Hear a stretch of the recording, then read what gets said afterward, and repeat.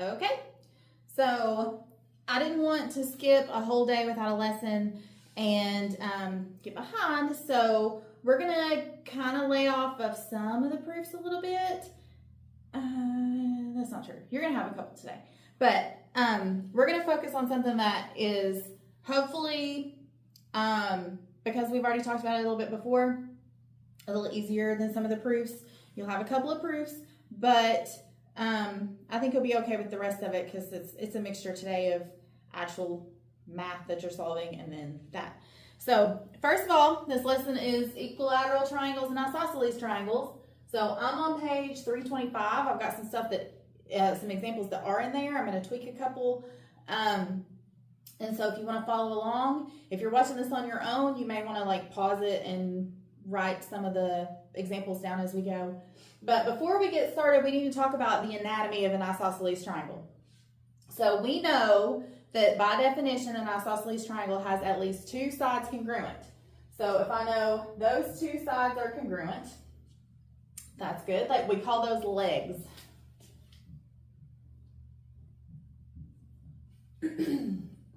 That third side that we don't know about yet, because remember it may or may not be equal to the other two, we call that the base. And then we have the three angles. So we've talked about a little bit how opposite the congruent sides is like where Pac-Man's going to chomp down on, if Pac-Man is the angle. Opposite those two sides are our congruent angles. Because we know these two legs are congruent, those angles across from them have to be congruent also. So we refer to these as base angles. So we got a base angle here and a base angle here because they're on either side of that base. And then this tippy top angle right here, or the one across from the base, is called the vertex angle. I don't know why we recycle that word for this, but vertex angle or the vertex is how they refer to that in your problems. So they may have you draw a triangle and they'll say you have triangle ABC with a vertex angle of angle B. And that way you know that angle B is going to be this one, so the other two are the ones that have to be congruent to each other, which also tells you which sides are going to be congruent and all of that. It's in the wording, the vocabulary that gets you to know what it is that you're supposed to have going on there. So if we can think about that for a second. We've got a couple of theorems they want us to know about. The first one is the isosceles triangle theorem, and this one is at the bottom of page 325. And it says that if you have two sides of a triangle congruent, then those angles opposite them also have to be congruent. So that one and that one are opposite the two congruent legs. So we would know for sure that angle A and angle B there would have to be congruent to each other since the sides are. And then the converse of that says that if you start out knowing that your angles are congruent, then by default, those sides opposite them also have to be congruent. So I know for sure that DE would have to be congruent to FE because of those angles opposite them. And that's going to happen every time in an isosceles triangle. You're going to have at least two sides and two angles that you know for sure are equal to each other. And then if you find out information about the others, then great, we can use that too. So let's do an example. This one is not in your book. This one is one of mine. But this is what I was talking about. It says triangle ABC is isosceles with a base of AB. So if the base is AB, we always want those isosceles triangles to look like this. If the base is AB, that means that these sides have to be the congruent sides. So AB, that vertex angle up here would have to be C. And then it says, if the measure of angle A is 70 degrees, find the measure of angle B and the measure of angle C. Well, 70 is one of those base angles. It's across from one of the congruent sides, which means the same situation should be going on over there at B.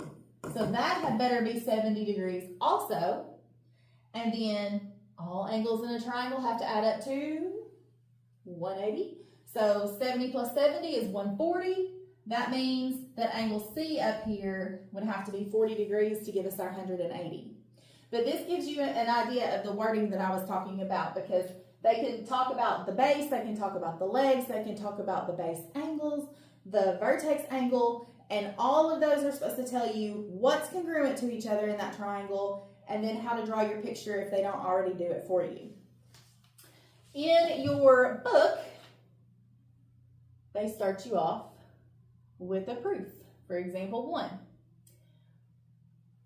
So, I don't love how they have done some of these proofs in here. So I'm going to show you more like how I would have worded this for you instead of what they did for example 1. They do have in example 1, they list an auxiliary line, and that's like an extra line that you draw into your problem or your picture to be able to solve the problem. And we've had to do that before. We'll talk more about that when I get back, because I'm going to do this a little bit differently. I'm ignoring what they did for example 1, and I set it up the way I like it.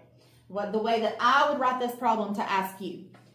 So, given LM is congruent to LP, N is the midpoint of NP, and we're supposed to prove that angle M is congruent to angle P. So, there's the first thing that we've had weird in these triangle proofs, because we're not proving the two triangles congruent in the picture, we're proving other parts congruent. So what we have to do with that, we're going to mark all the stuff that we know, just like we did with our triangle proofs, or congruency proofs from before. And when we get to the point where we have proven those two triangles are congruent with one of our 4 main postulates, because HL is not going to be on here today, then if we know the triangles are already congruent, then all the other corresponding parts we haven't already talked about, we know are also going to be congruent. So this is what that's going to look like. I know that LM is congruent to LP.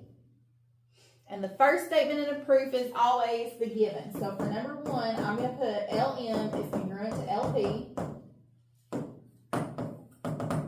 Reason is given. For number 2, I'm going to move on to my other one. N is the midpoint of MP. Hopefully your writing is better than mine is right now. That's a given. And so remember what we looked for. We looked for shared sides. We looked for vertical angles. We looked for vocabulary words to see if we could define that. And we most definitely have a vocabulary word right there. So ask yourself, what's a midpoint do? That's one of those chop in half words.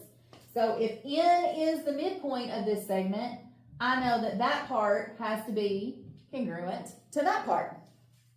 So for number 3, I'm going to put MN is congruent to NP. Why did I know that? Because of that vocabulary word. So we're going to call that definition of midpoint.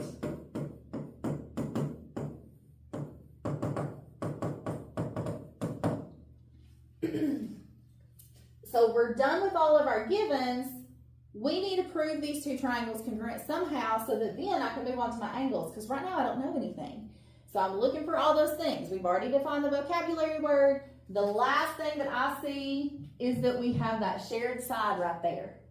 So we're going to go down here. That is LN. And for number 4, we're going to put LN is congruent to LN. And anytime you have the same thing on both sides,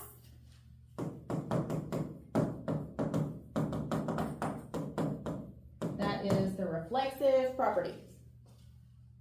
So, move my picture back down here. Knowing what I know, I can now prove that these two triangles are congruent to each other, right? Postulate, side, side, side. So I'm going to say triangle LMN is congruent to triangle LPN by the side congruency postulate.